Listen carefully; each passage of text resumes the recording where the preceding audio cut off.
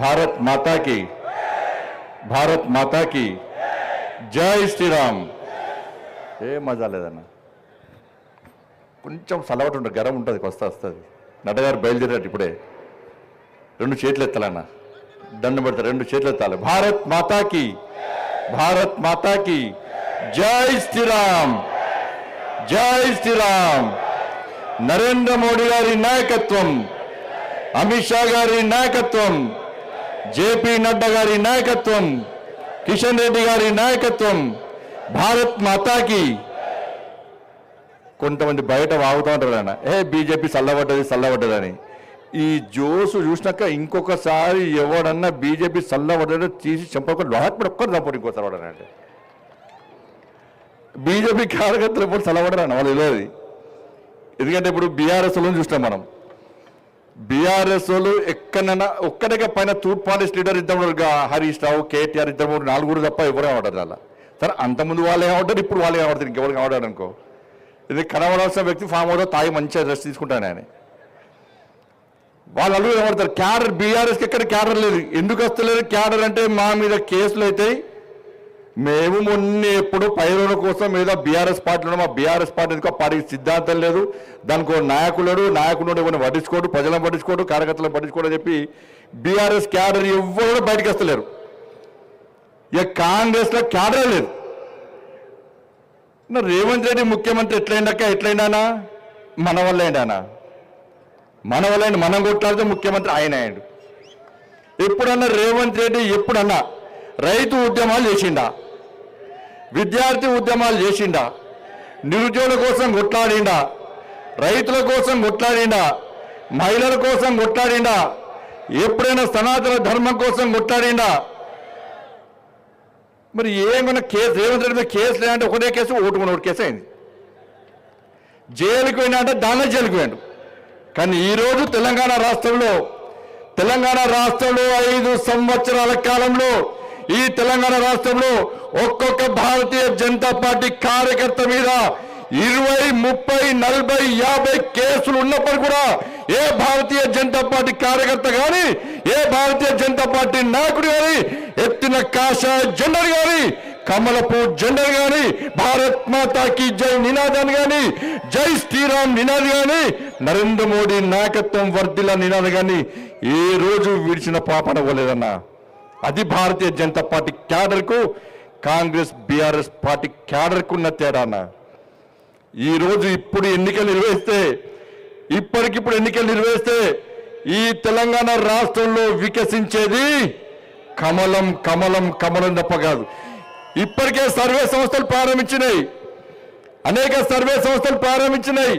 సరే రేవంత్ రెడ్డికి ఒక సెక్షన్ మీడియా పేపర్ వాళ్ళు రాస్తారు కావచ్చు, టీవీలో చూపడతారు కావచ్చు, టీవీలు చూపడుతున్నాయి, పేపర్లు రాస్తున్నాయని చెప్పి ఏది పడితే మాట్లాడుతున్నాడు. భాష ఆయన ఇష్టం. కేసీఆర్ తీసిన మూలక కేసీఆర్ గారు తాదైపోయింది. ఇప్పటికిప్పుడు సర్వే నిర్వహిస్తున్నాయి అనేక సంస్థలు. సర్వేలు ఎప్పుడు నిర్వహిస్తాయన్నా, ఎన్నికల ముందు సర్వే నిర్వహిస్తాయి. కానీ కొత్తగా ఈసారి సర్వే సంస్థలని సర్వే నిర్వహిస్తే కాంగ్రెస్ పార్టీ 3వ స్థానానికి పోయింది, రేవంత్ రెడ్డి 10వ స్థానానికి పోయాడు. రేవంత్ రెడ్డిని ముఖ్యమంత్రిగా గుర్తించే స్థితిలో తెలంగాణ రాష్ట్ర ప్రజలు లేరు. రేవంత్ రెడ్డి వ్యవహారాలు చూసి, రేవంత్ రెడ్డి భాష చూసి, రేవంత్ రెడ్డి మాటలు చూసి, రేవంత్ రెడ్డి నడవడిక చూసి రేవంత్ రెడ్డిని ముఖ్యమంత్రిగా గుర్తించే స్థితిలో తెలంగాణ సమాజం లేదు. ఇలా ఇచ్చిన 6 గ్యారెంటీలు 420 హామీలన్నీ మొత్తం సర్వనాశం చేశారు.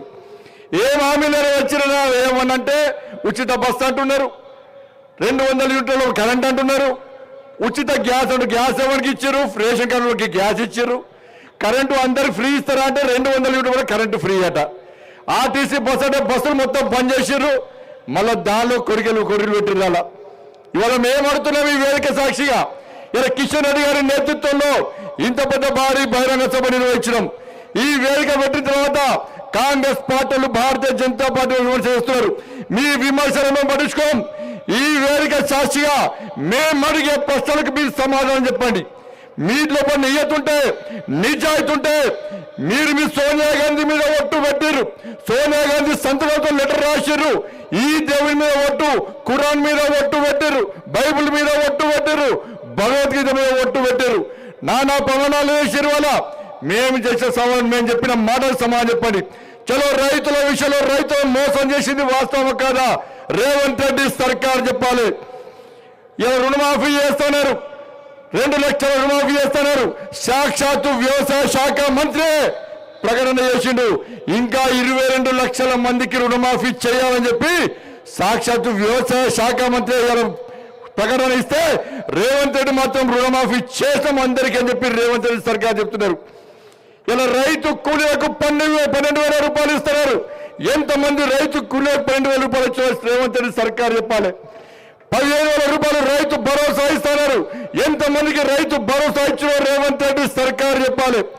ఇలా అన్ని పంటలకు 500 రూపాయలు బోనస్ ఇస్తామని చెప్పి కేవలం సన్నాలకు మాత్రమే 500 రూపాయలు బోనస్ ఇస్తామని చెప్పి రైతులను మోసం చేసింది వాస్తవమా కాదా? రేవంత్ రెడ్డి సర్కార్ చెప్పాలి.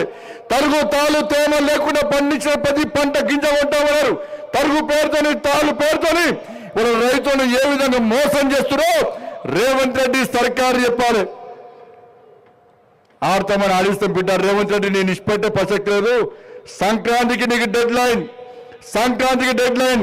ఈ వేదిక సాక్షిగా మనం చెప్తున్నాం, ఈ వేదిక సాక్షిగా చెప్తున్నాం.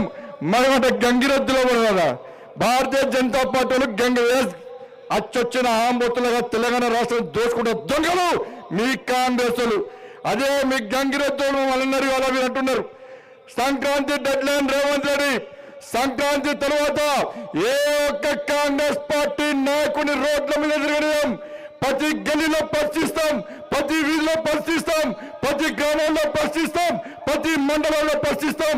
రైతులకు ఇచ్చిన హామీలను నెరవేర్చాల్సిన బాధ్యత నీది. లేకుంటే గ్రామ పంచాయతీ ఎన్నికల్లో కానీ రాబోయే ఎన్నికల్లో నీకు గుణపాఠం చెప్పడానికి తెలంగాణ రాష్ట్ర ప్రజలు సిద్ధంగా ఉన్నారన్న విషయాన్ని గుర్తుంచుకోవాలి. మహిళలను మోసం చేశారు.